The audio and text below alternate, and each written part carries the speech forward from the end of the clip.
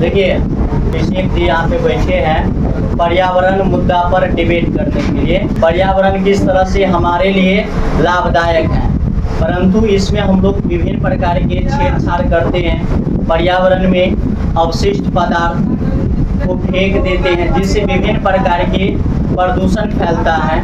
वो सब हमारे लिए किस प्रकार से हानिकारक हो जाता है, इस पर हम लोग आज चर्चा कर रहे हैं। अभिषेक, क्या आपको पता है कि पर्यावरण आजकल हमारे लिए हानिकारक हो रहा है? पर्यावरण प्रकृति द्वारा बनाया गया है, वो तो हमारे लाभदायक है। ये हानिकारक कब पैदा जब हम इसे अपने साथ कुछ छेड़छाड़ करते हैं। क्या आपको लग रहा है कि इसमें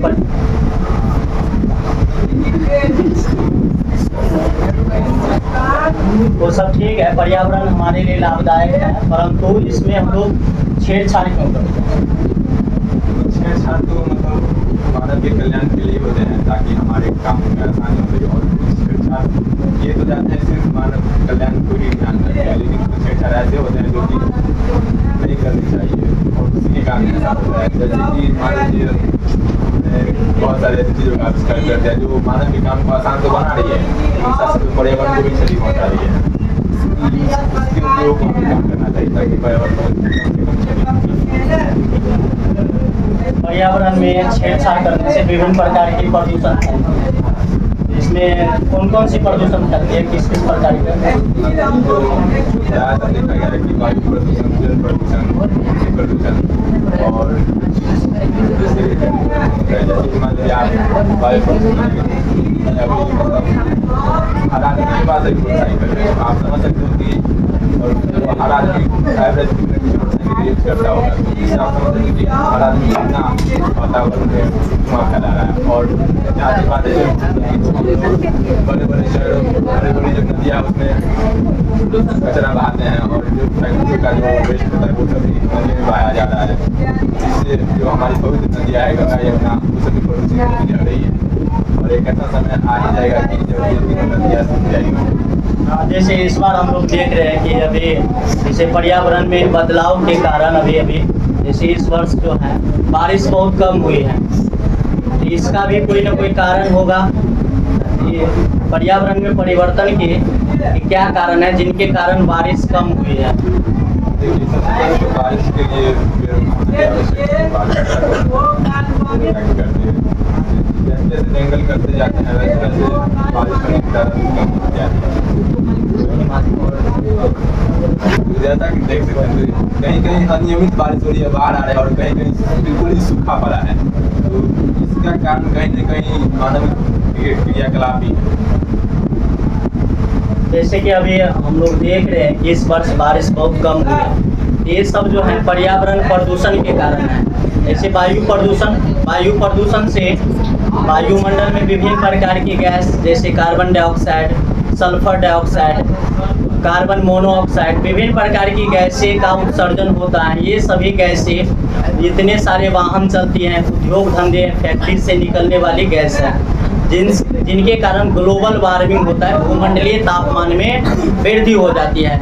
और जैसे भूमंडलीय तापमान में वृद्धि होगा तो पर्यावरण में छेड़छाड़ होगा, जिनसे वायुमंडल का स्वरूप जो है बिगड़ जाता है। और वायुमंडल के स्वरूप बिगड़ने से ये वायुमंडल की दशा बिगड़ने से उसमें बहुत प्रकार के बदलाव उत्पन्न होते हैं। जैसे इस वर्ष बारिश नहीं हुई, हम लोग देख रहे हैं कि वायुमंडल परिवर्तन से या पर्यावरण में परिवर्तन होने से विभिन्न प्रकार की गंभीर बीमारियां भी होती हैं। जैसे कल हमको बार छींकें आ रही थी, ये सभी किसी न किसी हद तक पर्यावरण को प्रभावित करता है। और जैसा कि अभी आपने कहा कि भूमंडलीय तापमान बढ़ रहा है, तो ऐसे में पर साल लगभग 1 डिग्री सेल्सियस का इजाफा हो रहा है। तो ऐसे में अगर देखा जाए जिससे ग्लेशियर भी पिघल रहे हैं, तो आने वाले कुछ 10-20 साल में हो सकता है जो शहर के किनारे जो बड़े बड़े महानगर जैसे कोलकाता, मुंबई, चेन्नई, ये सब पूरे जल में समा जाए। ऐसे में आपको मतलब पूरे जल में समा जाएंगे जी बिल्कुल, और पूरा समुद्र का स्तर भी बढ़ रहा है। ऐसे पूरे ग्लेशियर पिघल जाएगा, तो फिर ये एक बहुत बड़ा बैलेंस हो जाएगा जल और भूमि के बीच। शोधकर्ताओं के अनुसार ऐसा माना गया है कि जैसे 2050 ईस्वी तक बहुत सारे शहर जैसे हमारे भारत का मुंबई हो गया, जैसे विशाखापट्टनम हो गया, चेन्नई हो गया, केरल की राजधानी तिरुवनंतपुरम, ये सब जैसे बड़े बड़े और भी विश्व के बड़े बड़े जो शहर हैं, जैसे न्यूयॉर्क सिटी है, वो बहुत ऐसे शहर हैं जो 2050 तक जलमग्न हो जाएगी। तो इन सबको बचाने के लिए हम लोगों को क्या करना चाहिए, कौन सा ऐसे कदम उठाना चाहिए जो पर्यावरण या भूमंडलीय तापमान में वृद्धि ना हो और हमारा जो शहर है वो भी बचा रहे। देखिए, सबसे पहले तो आप ये समझें कि भूमंडलीय तापमान में वृद्धि होती कैसे है। जब पृथ्वी पर ज़्यादा से कार्बन डाइऑक्साइड तक भूमंडलीय तापमान बढ़ता है, तो हमें कार्बन डाइऑक्साइड उत्सर्जित करने वाले पदार्थ और जो कार्य है उनका उपयोग कम करना चाहिए। ज़्यादा से ज़्यादा पेड़ पौधे लगाना चाहिए, तो सबको पता है। इसके अलावा आप रिसोर्सेज का भी सही से यूज़ करिए, ज़्यादा यूज़ मतलब एक लिमिट में ही रिसोर्सेज का यूज़ करिए। मतलब ऐसा देखा गया है कि जब मान लीजिए आप घर से कुछ किलोमीटर पहले दूर ही जाना है, तो आप क्या करते हो कि सीधे मोटरसाइकिल उठाए और चल दिए वहाँ। जब सोचते हो आप अपने, ऐसा नहीं है कि जब पूरी दुनिया में कोई गया तब हम करेंगे, आप खुद से शुरुआत कर सकते हो इस चीज़ की। आप करोगे तभी आप करोगे, आपके बगल वाला करेगा, ऐसे ऐसे करके पूरा गांव, पूरा मोहल्ला, पूरा शहर और पूरा देश जागेगा। आप सोच रहे हो कि कोई आएगा और फिर वो कुछ करेगा तो हम करेंगे, तो ऐसे नहीं होता है। आपको ही कुछ करना पड़ेगा। छोटे छोटे स्टेप से आप पर्यावरण को बचा सकते हो। अभी भी समय है, आप बचा सकते हो, नहीं तो फिर हमारे आने वाले जनरेशन भी बोलेगी यार हम जब ऐसा ही क्या कर रहे थे तुम लोग अपने समय में, जो ऐसा आज का पर्यावरण का हाल है। तो आप अगर बेहतर भविष्य चाहते हो तो अभी से हमको पर्यावरण बचाने पर पूरा ध्यान देना चाहिए। और जैसा कि पर्यावरण दिवस ही मनाया जा रहा है, तो आप समझ सकते हो कि अभी बहुत ज़्यादा जरूरत है पर्यावरण को बचाने का। ये एक अहम मुद्दा बनता जा रहा है। मुझे प्रिय छात्र, जैसे अभी आप लोग अभिषेक से सुने हैं कि हमको वाहन का कम से कम यूज करना चाहिए। जैसे कि हम लोग घरों में बाजार जाते हैं, हटिया पे जाते हैं तो थैला का प्रयोग करते हैं, तो उसके स्थान पे हम लोग जैसे जूट से बने या बार बार यूज करने वाला झोला का प्रयोग कर सकते हैं, उसमें सब्जी ला सकते हैं। जैसे प्लास्टिक सब जो एक बार प्रयोग किए उसको फेंक देते पर्यावरण में, तो उसका उपयोग जहाँ तक हो सके कम से कम उपयोग करना चाहिए। अगर ये प्लास्टिक को हम लोग यूज करके फेंक देते पर्यावरण में, तो पर्यावरण में जा करके ये सड़ता नहीं है, गलता नहीं है, डिकम्पोज नहीं होता है। पर्यावरण में जैसे फेंके हैं वैसे उसमें उपस्थित रहता है और ये मिट्टी प्रदूषण करता है, जिससे खेती की उर्वरक क्षमता कम होती है, उत्पादन कम हो जाता है। अगर वो उसी प्लास्टिक को अगर जला दिया जाए तो जलाने से वायुमंडल में sulphur dioxide, carbon monoxide, carbon dioxide जैसी जहरीली गैसें उत्पन्न होती है, जो भूमंडलीय तापमान, पेड़ पौधे और मनुष्य को भी हानि पहुंचाता है। मनुष्य को सांस लेने में दिक्कत हो जाती है।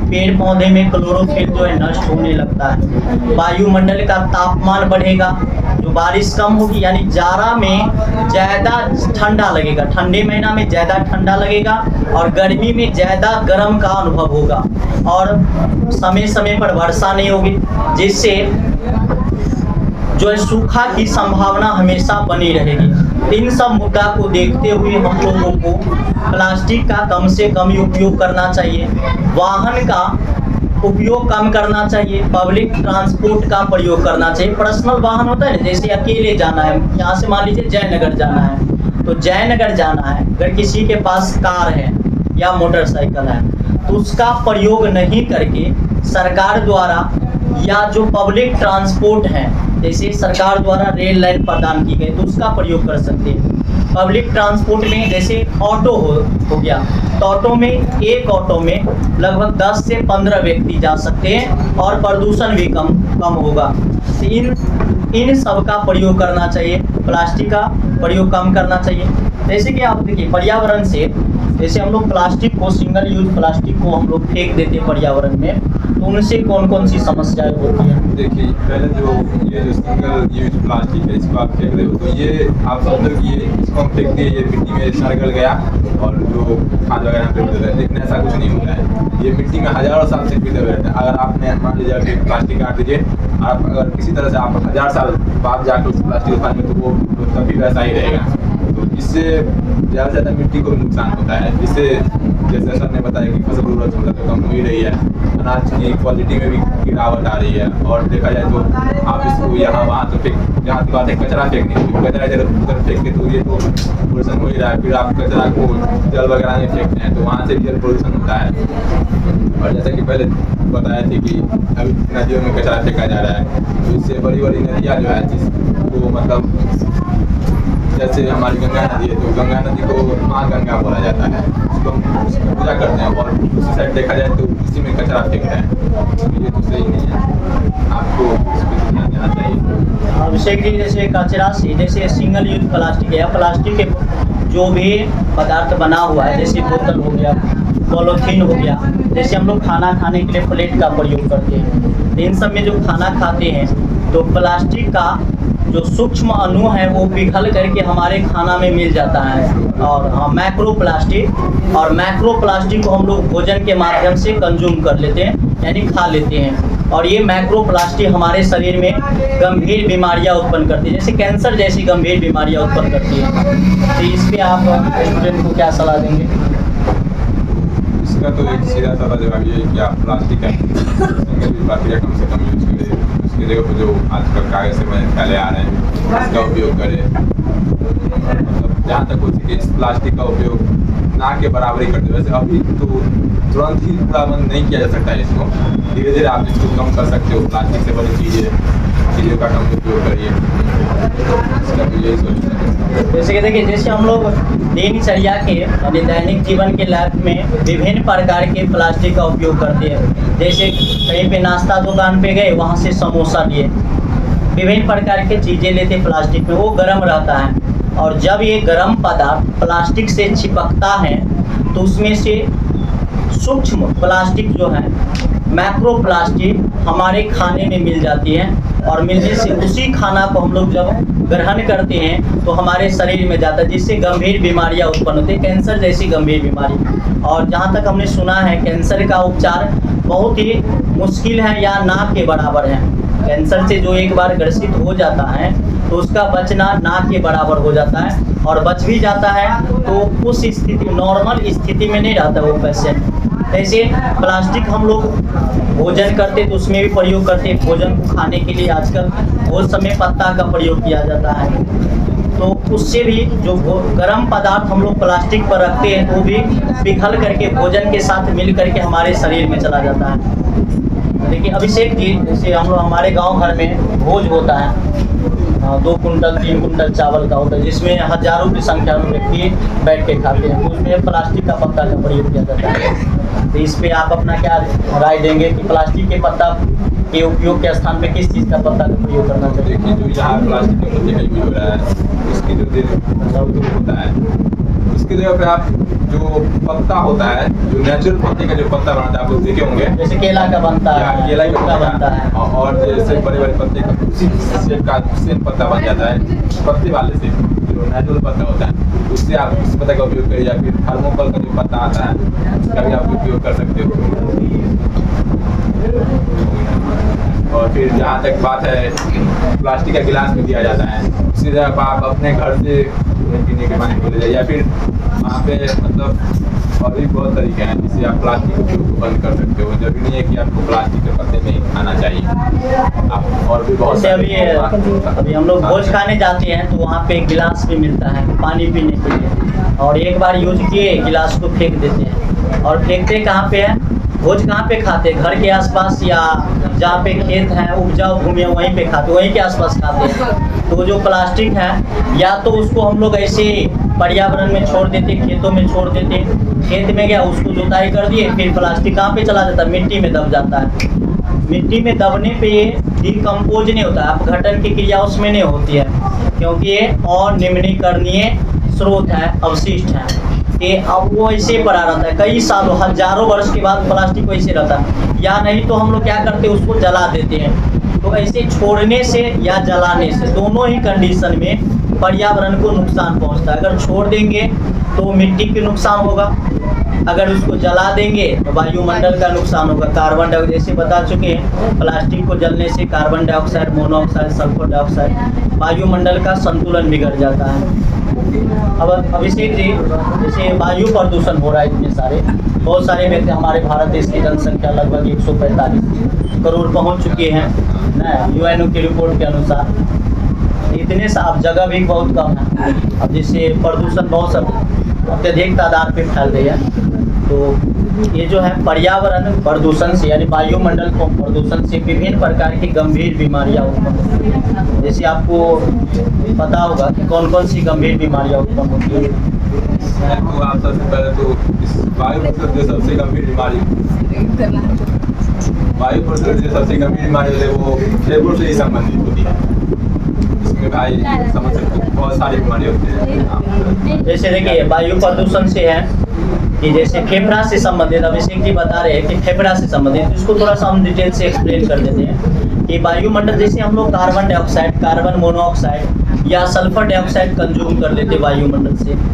तो प्रिय छात्र, आप लोग बता सकते हैं वायुमंडल में कार्बन डाइऑक्साइड का संगठन कितना है, प्रतिशत कितना है, लाउडली कितना है,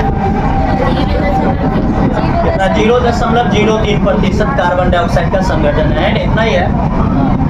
और ऑक्सीजन जो है वो 21% है, और नाइट्रोजन 78%, बाद बाकी अन्य गैस सब है, हीलियम है, ये सब है। तो हम लोग जो कार्बन डाइऑक्साइड का अगर थोड़ा सा 0.01% की भी मात्रा अगर बढ़ जाए तो बहुत बड़ी समस्या उत्पन्न करती है। 0.01 काफ़ी ज़्यादा मात्रा हो गया कार्बन डाइऑक्साइड के लिए। ऑक्सीजन का इतना मात्रा कोई मायने नहीं रखेगा, परंतु 0.01% अगर बढ़ जाए कार्बन डाइऑक्साइड तो भूमंडलीय तापमान में मिनिमम हम बता रहे हैं, जैसे मेरा अनुभव है कि 3 से 4% तापमान, औसत तापमान तो बढ़ ही जाएगा पृथ्वी का, और 3 से 4 अगर प्रतिशत बढ़ गया तो विश्व का बहुत सारे शहर जो है वो जलमग्न हो जाएगा। अब इसमें वायुमंडल प्रदूषण से कार्बन डाइऑक्साइड जब हम लोग श्वसन के माध्यम से शरीर के अंदर लेते हैं तो ये कार्बन डाइऑक्साइड हमारे खून के साथ मिल करके कार्बोक्सी हीमोग्लोबिन बनाता है ना। कार्बन डाइऑक्साइड हीमोग्लोबिन के साथ मिल करके कार्बोक्सी हीमोग्लोबिन बनाता है, और ये हमको विभिन्न प्रकार की रोग उत्पन्न कर सकता है। जैसे फेफड़ा का, इसमें सूजन आएगा, जैसे सूजन आया तो ये कैंसर की संभावना बढ़ जाती है। माइग्रेशन प्रॉब्लम होगा, यानी माथा की बीमारी उत्पन्न होती है, यादाश्त धीरे धीरे कम हो जाएगा, सांस लेने में समस्या, और भी विभिन्न प्रकार की, आँख में जलन महसूस होगा, आँख की रोशनी धीरे धीरे कम हो जाती है, यानी मोतियाबिंद जैसी समस्या उत्पन्न होती है। तो प्रिय दर्शकों, इस पे विचार करने वाली बात है कि हम लोग को प्रदूषण गाँव में आपको महसूस नहीं हो रहा होगा, बड़े बड़े शहर में जाइए, जैसे अभी दिल्ली का जो हवा है ना वो एक सिगरेट के बराबर हो गया है। आप दिल्ली की हवा में एक बार सांस ले मतलब आप एक सिगरेट पी चुके हो। एक बार श्वसन क्रिया किए तो एक सिगरेट पी लिए। दिल्ली में जाइएगा उतना आपको एक बार सांस लेने होगा, इंडेक्स बहुत ज़्यादा बढ़ गया है। जैसे हम अपना अनुभव बता रहे हैं कि जब हम पटना में रहते थे तो साल में 3 बार बीमार पड़ते थे, बुखार लगता था। जैसे 4 साल में 4 मौसम चेंज होता है ना, जैसे मौसम चेंज होता था बीमार पड़ते थे। परंतु जब से गांव में रह रहे हैं तो 5 साल में एक भी बार बुखार नहीं लगा है, न उतना गंभीर रूप से बीमार पड़े हैं। ये सारा कुछ न कुछ, यानी हम लोग को गाँव में थोड़ा सा शुद्ध वायु मिल जाता है, परंतु शहर सब में ऐसा नहीं है।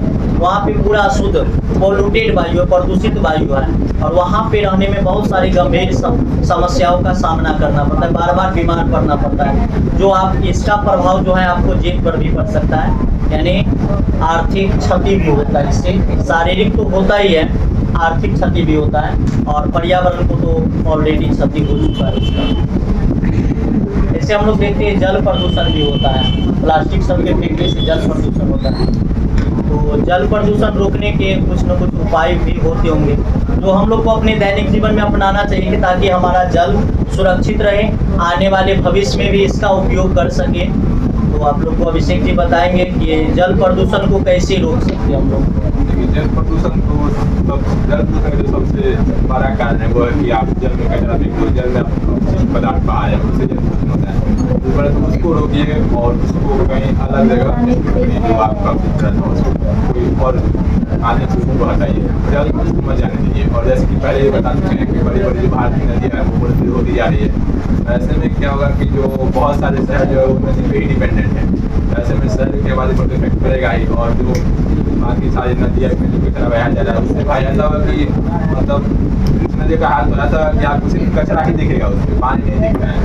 जैसे दिल्ली की यमुना नदी यमुना नदी के बारे में बता चुके हैं सर। और आप गंगा नदी की तट पे भी जाइएगा तो एक तरफ तो भाई गंगा जी की पूजा की जा रही है, दूसरी तरफ आप देखेंगे उसी साइड लाश वगैरह जला जा रहा है, उस साइड मतलब फेंका जा रहा है कचरा वगैरह, और कचरा वगैरह फेंका जा रहा है। तो ऐसे में तो नदी में तो प्रदूषण होता है। ऐसा होगा कि भाई कुछ समय बाद हाल की जो बड़ी बड़ी नदियाँ वो पूरी तरह से सूखी जाएंगी। फिर आप समझते फिर जल का कितना बड़ा संकट खड़ा हो जाएगा भारत में। और जो भारत जो मेनली डिपेंडेंट है वो नदियों पर ही तो डिपेंडेंट कहाँ से आता है, मतलब जो वर्षा का थोड़ा बहुत पानी था और जैसे इस बार हम लोग देख रहे थे वर्षा अभी हाल फिलहाल में वर्षा हुई है, 2-4 दिन से वर्षा हो रही है। इससे पहले यानी लगभग अप्रैल से लेकर के अगस्त तक एक बूंद पानी नहीं हुआ। इसी बीच में जून जुलाई में देख रहे थे कि कल का जो जल है यानी ग्राउंड वाटर जो है वो धीरे धीरे नीचे जा रहे थे। जो हैंडपम्प सब है ना वो सब धीरे धीरे टाइट हो रहा था, पानी कम दे रहा था। तो ये सब समस्या मैंने 1 साल में देखने को मिल गया। अगर यही स्थिति अगर लगातार कई सालों तक बना रहे हम लोग को बूंद बूंद के लिए तरसना पड़ जाएगा ना।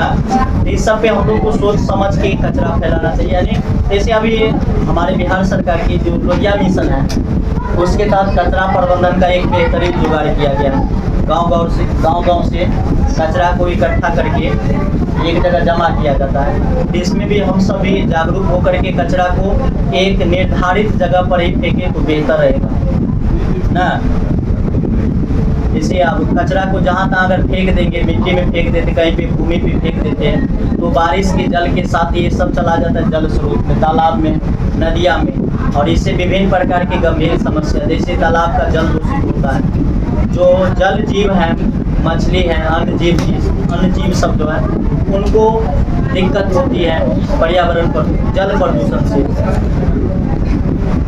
है ना। अभी से आप छोटे-छोटे कदम उठाएं तो लोग तो ऐसे तो काम नहीं चलेगा। तो आने वाले 10-12 साल में तो ऐसा हालत हो जाएगा कि भाई आप कुछ कर भी नहीं पाओगे, बस आप देखते रहोगे। फिर आप अभिषेक जी को जानते हैं सब कोई? देखिए ये यानी ये 2023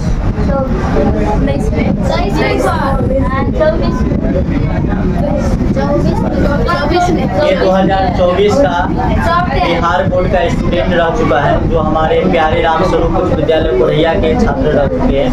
इन्होंने अपने विद्यालय में बिहार विद्यालय के द्वारा आयोजित एग्जाम में ये स्कूल टॉपर थे। 457 नंबर गिनते थे। और अभी फिलहाल में जो IIT है उनकी तैयारी कर रहे हैं। तो भगवान से यही प्रार्थना करते हैं कि इनका लगन मेहनत जो है वो जरूर रंग लाएगा, ये जरूर सफल होंगे। और जब ये इंजीनियर बन करके जब यहाँ पे कोरैया की धरती पर आएंगे तो और ज़्यादा खुशी होगा। इसके लिए एक बार जोरदार ताली।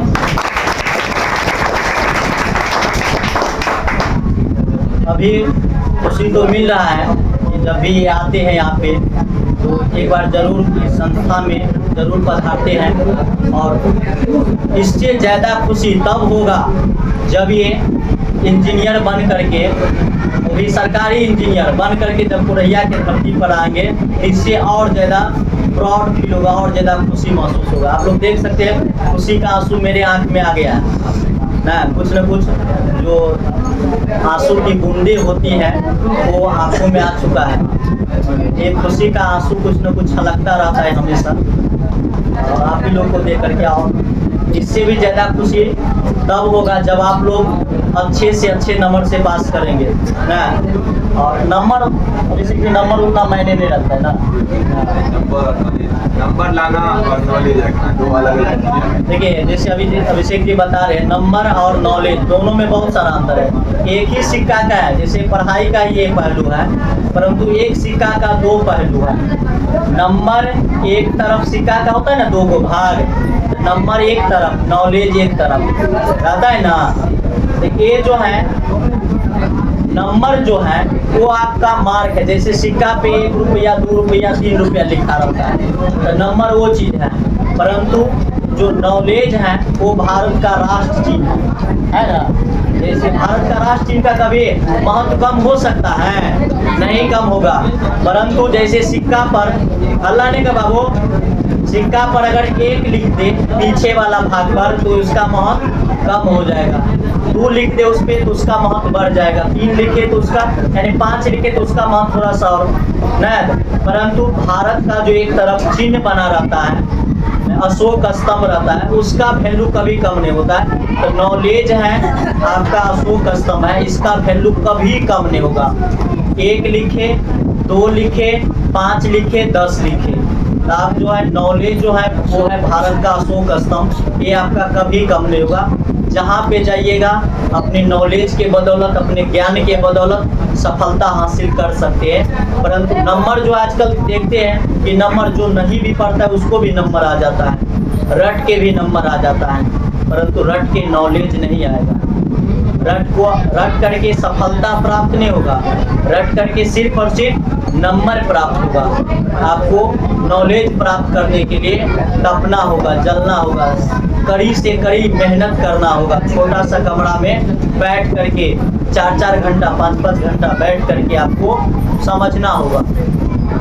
जैसे अभिषेक जी जैसे 10वां में थे तो उतना ज़्यादा ये रटने पर ध्यान नहीं देते थे, कभी इनको हम रटते नहीं देखे। जब भी क्लास में पढ़ाते थे इनको याद हो जाता था, जैसे पढ़ाए क्लास में याद, बाद बाकी वो रटने पे कभी ध्यान नहीं दिए। इसीलिए आज इतना, जैसे कोई भी क्षेत्र में किसी भी सब्जेक्ट में पूछ लेते थे, मैथ में, साइंस हो, इंग्लिश हो, सोशल साइंस हो, संस्कृत हो या मैथिली हो, कोई भी सब्जेक्ट को, कोई भी टॉपिक को अच्छे से एक्सप्लेन कर देते हैं। जो नहीं भी आता है अपने जो गुरुजी हैं उनसे मदद लेके आप लोग को ज़रूर समझा देंगे। अगर आप लोग भी कहीं पे बाहर जाइएगा दरभंगा पटना पढ़ने के लिए, अगर इनके साथ रहने का, आसपास में रहने का मौका मिले तो ज़रूर कांटेक्ट में रहिएगा, आपको ज़रूर है कुछ ना कुछ हेल्प ज़रूर कर देगा पढ़ाई के माध्यम से। एक बार जोरदार ताली हो जाए।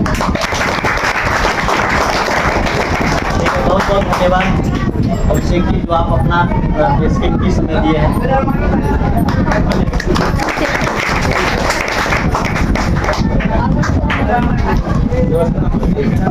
साइंस की बायोलॉजी मिलेगा।